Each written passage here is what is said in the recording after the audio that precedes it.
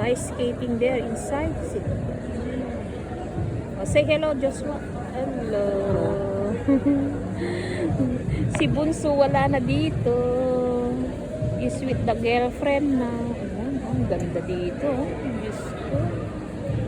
Ganda dito pala sa outside. Para sa akin. Always in the house. Ano, Diyos ko. Maganda pa paminsan-minsan mag-outing. Diyos ko, itong asawa ko, hindi ako dinedate ito eh. Uwa ka dyan.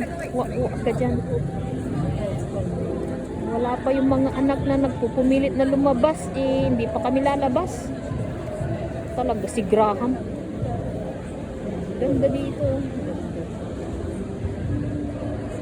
Ayan no, dyan sila nag-ice skating no. Naku, ang daming mga teenager oh. Diyos ka.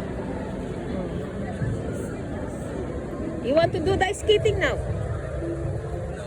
Huh?